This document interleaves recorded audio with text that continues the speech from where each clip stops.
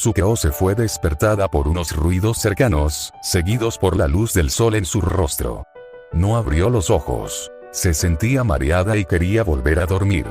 Entonces, un grito la sobresaltó. «¡Oye! ¡Aquí está! Oye, tú. ¿Qué crees que estás haciendo?» Sukeose miró a su alrededor solo para ver que estaba dentro de una caja. Luego, miró hacia arriba y vio a un hombre mirándola con una expresión sombría. «¿Qué?» Intentó ponerse de pie, pero tuvo algunos problemas para hacerlo. Todo su cuerpo dolía y sentía como si su cabeza pesara 1 tonelada. Al menos, el hombre no intentó sacarla a la fuerza.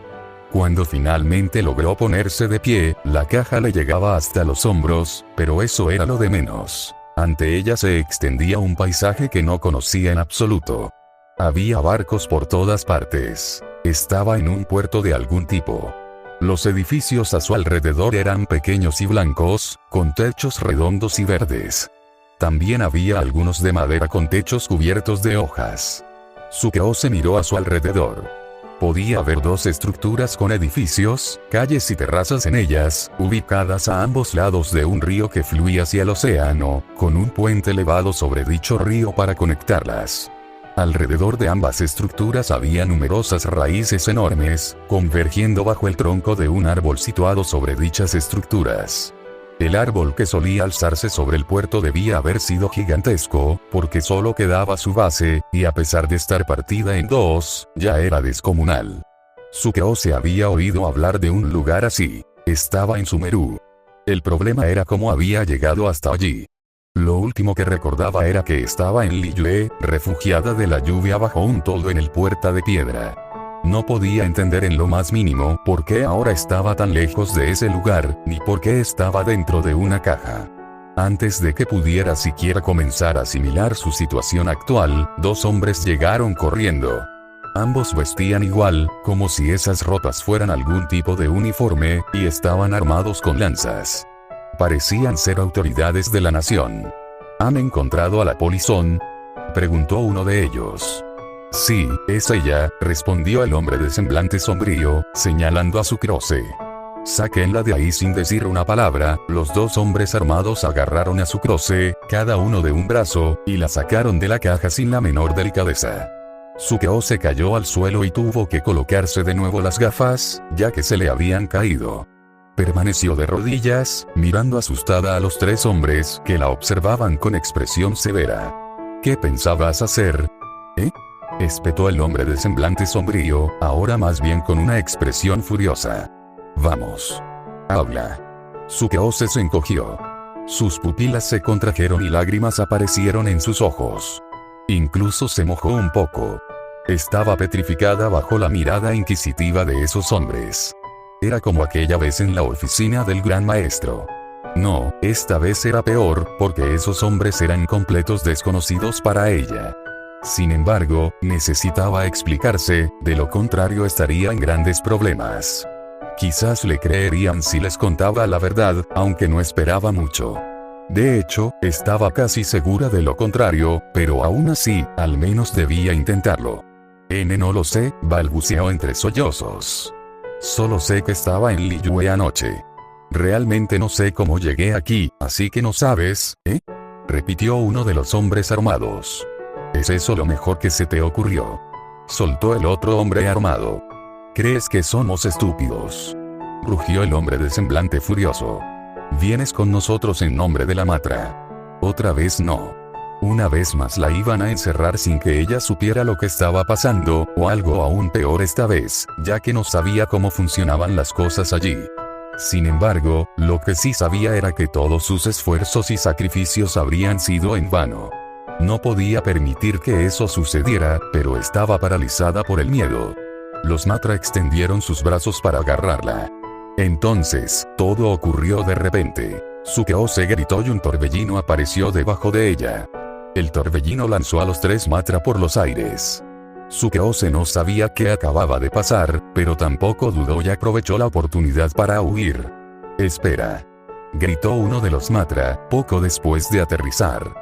Sukeose era consciente de que correr tenía poco sentido. Sentía un gran agotamiento y dolor en las piernas. No podría llegar muy lejos.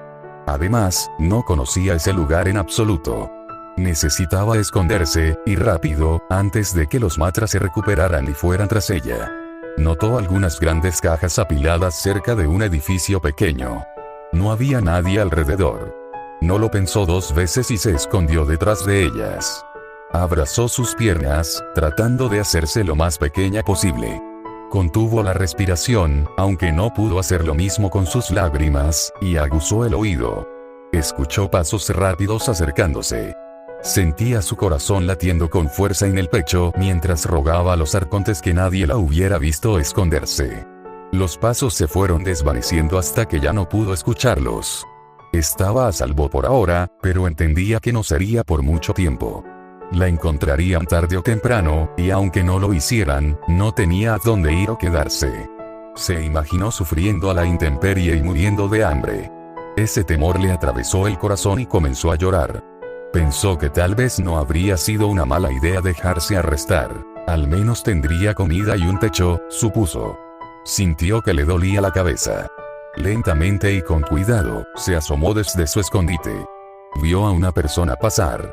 Aunque solo alcanzó a ver la espalda de esa persona, su baja estatura y su cabello rosa eran inconfundibles, a pesar de que llevaba ropa diferente.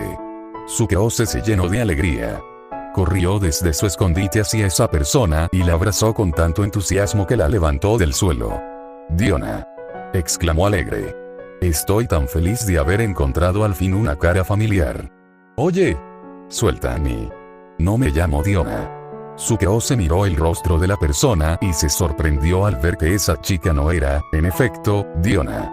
Sukeose la soltó y retrocedió avergonzada. No pudo evitar sentir una fuerte sensación de culpa. Lo siento», balbuceó.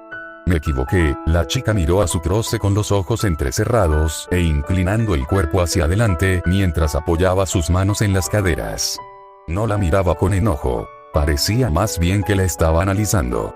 Estaba a punto de decir algo cuando, en ese momento, ambas escucharon unos gritos acercándose. «Rápido. Debe estar aún por aquí». Eran los Matra. Estaban regresando. Sukeose corrió de vuelta a su escondite por reflejo. Poco después, los tres Matra llegaron y se acercaron a la chica, quien aún estaba de pie allí. «Señorita Sanjemabai», habló uno de ellos. «¿Ha visto?» «Espera», interrumpió otro. «Tal vez no sea buena idea preguntarle. Podría cobrarnos una buena suma por su respuesta». «Vaya, vaya. Parece que alguien ya sabe cómo soy». La chica se rió. «Está bien, ya que hoy me siento generosa, solo por ustedes, diré algo por un solo mora». Uno de los Matra sacó una moneda de su bolsa y se la dio. La chica sonrió y la guardó en la suya. El primer hombre preguntó una vez más. «¿Ha visto a una chica con cabello verde y ropa extranjera?» «Algo». La chica soltó una carcajada. «Ahora, como extra por el chiste, diré que no he visto a nadie que encaje con esa descripción». Los tres Matra se fueron murmurando cosas como que los habían tomado por tontos y que había sido una completa pérdida de tiempo, entre otras menos educadas. Una vez que estuvieron fuera de su vista, la chica miró a su alrededor para asegurarse de que no hubiera nadie más. Luego se dirigió detrás de las cajas donde Sukeose estaba escondida. Ahí estaba, ocultando su rostro entre sus piernas. Sukeose la notó y levantó la cabeza. La miró con lágrimas en los ojos. La chica sonrió. «Gracias a ese pequeño truco, no volverán en un rato», dijo. «Me debes una». «¿Por qué no me delataste?», preguntó Sukeose. «¿Por qué?». La chica pensó por un momento, luego se sentó junto a Sukeose. «Digamos que porque me diste una buena primera impresión». Sukeose levantó las cejas, confundida. Para ella, esa no parecía una razón suficiente para ir en contra de las autoridades. Además, desde su punto de vista, esa primera impresión había sido cualquier cosa menos buena. «Entonces, ¿qué haces aquí en Sumeru?», preguntó la chica. Aunque esa pregunta no fue una sorpresa, aún así puso nerviosa a Sukeose. Aún sentía la angustia por el mal rato que acababa de pasar con los Matra, y no quería revivir eso. Sin embargo, no veía ninguna manera de evitar esa pregunta. Le explicó a la chica, con dificultad e incomodidad, todo lo que sabía desde que había llegado a Liyue. «Entonces, ¿no sabes cómo llegaste aquí?». confirmó la chica. No me extraña que estés tan alterada. Sucrose estaba atónita. Espera, ¿me crees? Por supuesto que sí. Una de mis habilidades es saber cuando me están engañando. Si no la tuviera, no habría tenido tanto éxito en mi trabajo, afirmó la chica con confianza. Por cierto, aún no me he presentado. Mi nombre es Dory, y soy comerciante y yo soy Sucrose, y era, alquimista. Un alquimista, dices. Los ojos de Dory se iluminaron, y miró a Sucrose con emoción. Esa reacción dejó a Sucrose sin palabras. Dory se dio la vuelta y empezó a murmurar para sí misma, asintiendo con la mano en su barbilla. Aunque no entendía lo que Dory decía, Sucrose reconoció ese tipo de gesto, ya que había visto a Albedo hacerlo cuando estaba sumido en sus pensamientos. Dory volvió hacia ella con una amplia sonrisa en el rostro. Entonces, está decidido, anunció. De ahora en adelante, trabajarás para mí.